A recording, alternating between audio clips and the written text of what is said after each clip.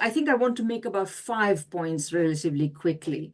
So first of all, I think that it's very important, of course, I mean, I think, Victor, you've been talking about the two Michaels, but it seems, particularly in light of the recent revelations about what Michael Spavor is saying about Michael Kovrig, that there is a big difference between them. I mean, as far as I see it, Michael Spavor has had a very long-standing good relationship with the North Korean leader, with Kim Jong-un, enjoying privileged access to him as very, very few Westerners have.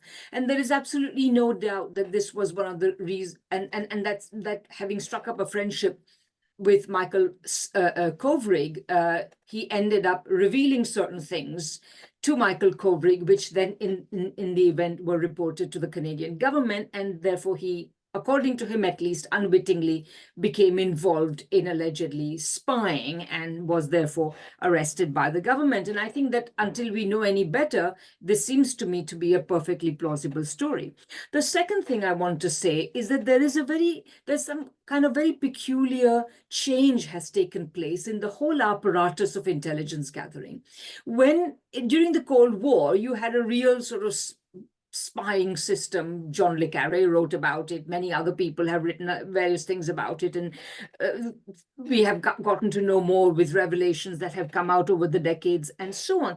But today, it seems to me that so-called intelligence gathering is inevitably deeply connected with the spreading of disinformation, fake news, etc., so that the purpose of collecting information is actually, or allegedly collecting, is to actually contribute to the public discourse and manufacturing certain types of so-called information or disinformation, etc. And that is the purpose even of one of the outfits that Michael Kovrig used to work for, the so-called International Crisis Group, which is very closely connected with the US establishment, the warmongering, military-industrial complex, etc., etc.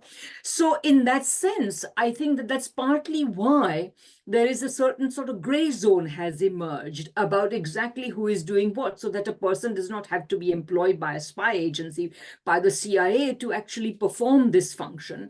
And that's what they're doing. And I think that there's also, this really shows that there's something odd going on where so-called national security is no longer the purpose of these things. It is actually to engage in an assault on certain countries that have the temerity to stand up to the US-imposed so-called rules-based international order and so on. And Canada, particularly since 2018, which is the year these events began, has essentially been wheedled into cooperating fully with the United States. And I say wheedled because it seems as though many people have argued that before 2018, Canada still maintained a policy of relative independence vis-a-vis the United States in terms of its foreign policy, but probably through a complex set of reasons, not excluding the fact that at that time,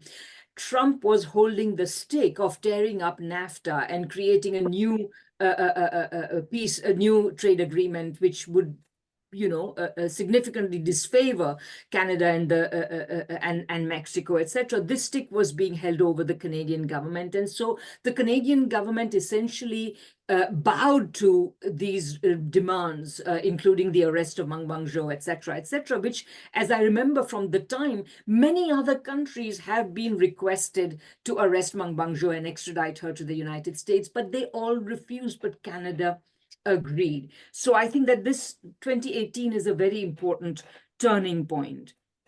And I think that since that time, this whole anti-China stance has become deeply embedded in the politics of both the United States and in a slightly different way of Canada. In the United States, the anti-China rhetoric has a couple of purposes to perform. First of all, the US economy is not working well for the overwhelming majority of ordinary Americans.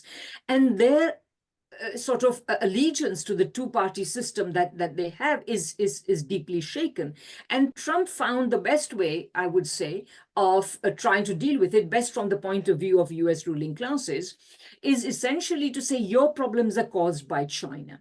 And this was such a compelling way of doing things that when Biden came to power, he has continued these. So the Americans are being told that their problems are not caused by the neoliberal economic policies being pursued by the US government for the last 4 decades and more, but rather they have been caused by China, which this is complete rubbish, but that is what Americans are being asked to believe. Many of them don't believe it, which is also why the ability of the two parties to win elections is radically in question, and we will see all the ructions out of that in the coming year as we approach the US elections. In Canada, however, once having submitted to this a US approach, it seems as though enough of the elites of all the major parties have become absorbed in a sort of political dynamic where essentially, even if the government wished to relent on this very anti-China posture that it has taken over the last 5-6 years,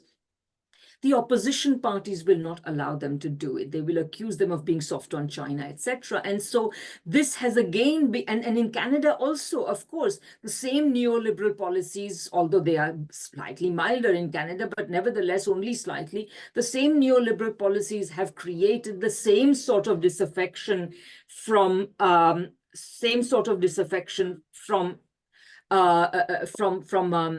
the political class. And so the political class is again mired in producing this kind of, China is our problem, national security is threatened by China, etc. rhetoric as a substitute for talking about what really ails Canada as well, which is its own version of neoliberal policy. So I would say that those were the main points I wanted to make, and I would love to hear what Victor as well as Keith and Dimitri think about it. Thanks. I'm Michael Hudson. I'm appearing here for the International Manifesto Group. If you like this video and ones like it, please subscribe. For more information, go to the address on the screen.